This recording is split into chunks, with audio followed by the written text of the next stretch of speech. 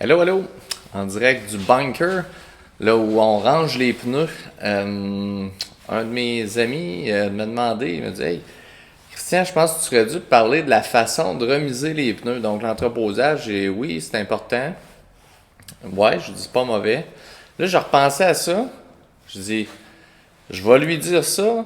Je vais dire des conseils, mais finalement, dans notre domaine, on n'est pas tant by the book que ça, puis on fait pas une procédure archi-religieuse. Je vous explique.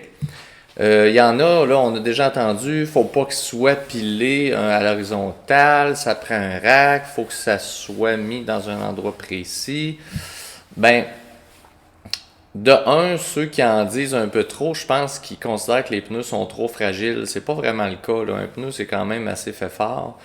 Deuxièmement, il y a beaucoup d'étapes avant que vous en soyez propriétaire qui en demandent pas mal aux pneus, là. Puis je vais vous conter un peu comment ça marche dans le cycle d'entreposage, de vente, d'intermédiaire puis de transport. Puis de votre côté, ben, j'ai des petits conseils rapides. Fait que c'est sûr que là, vous voyez des pneus, souvent, il va y avoir du remisage à l'horizontale et dans quelques cas aussi, du remisage à la verticale.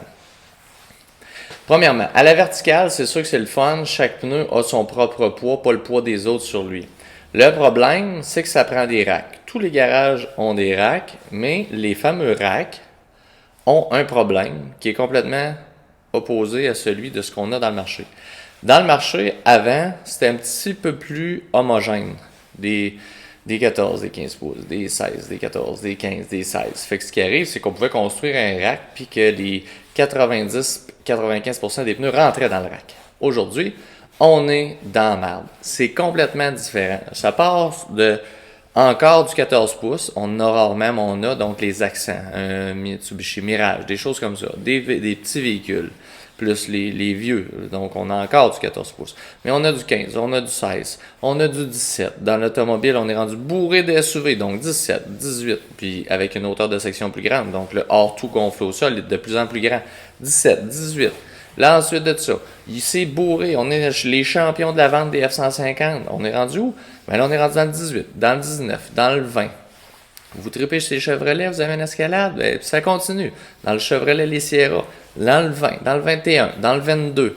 Et ça va vite, là, un 22. On est rendu large comme le rack.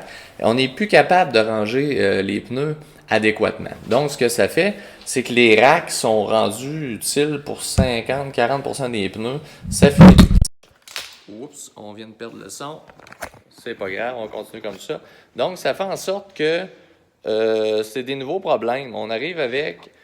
Donnez-moi une seconde, là. On va déconnecter ça de là. On arrive avec des nouveaux problèmes, des problèmes que ça fait en sorte que les garages sont obligés de faire de l'entreposage horizontal.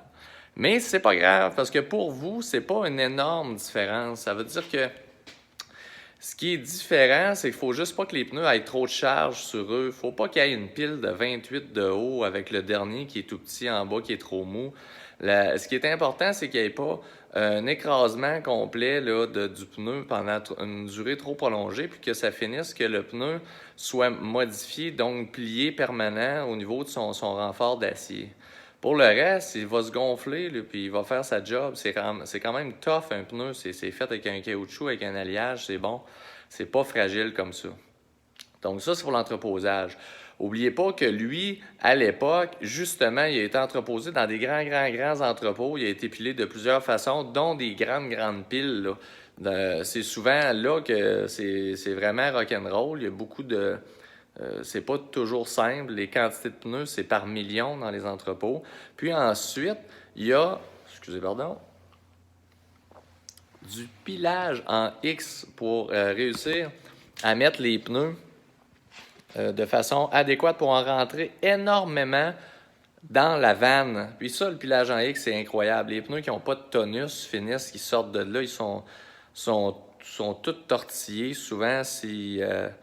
mettons que je vous les mets une demi-heure après les avoir sortis de la vanne, on pourrait avoir des problèmes de balancement, là. Ça, c'est dans le domaine...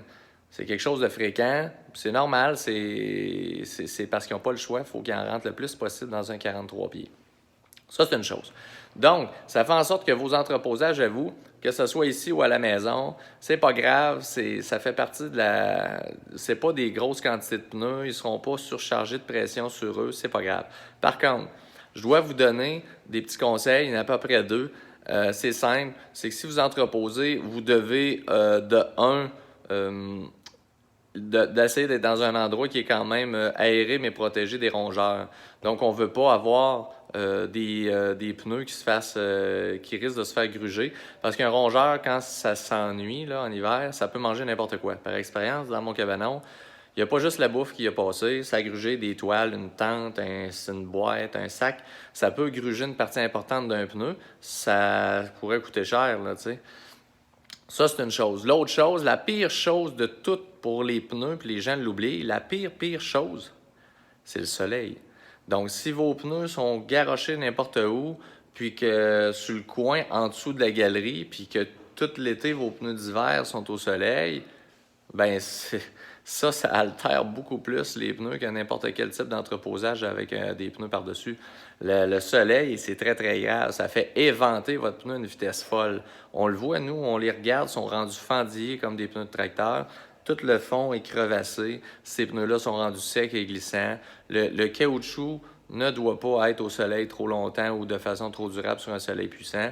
D'ailleurs, dans le sud, vous verrez, là, toutes les VR ou les personnes qui font attention à leurs autos de collection ou peu importe, ils ont toujours des housses, des protège-pneus, des protège-essuie-glaces. Tout le monde sait que les caoutchoucs sont sensibles à ça. Donc ça, c'est une chose. Puis comme je vous dis, les rongeurs. Mettez tout ça ensemble, c'est pas mal les ingrédients importants. Il n'y a pas beaucoup d'autres façons de protéger vos pneus. Je vous l'ai dit, ça reste quand même durable, c'est bon, c'est pas fragile, là. On parle pas pas d'une fleur, là, une plante, là. Fait que c'est ça que je voulais vous dire. Ah, voyons. Stuart, lâche-moi la jambe. Non, je vais te donner un morceau de fromage tantôt, là. Lâche-moi un peu. Puis là, je t'interdis de ronger les pneus ici. Non, on va passer pour des fous, là. Hein?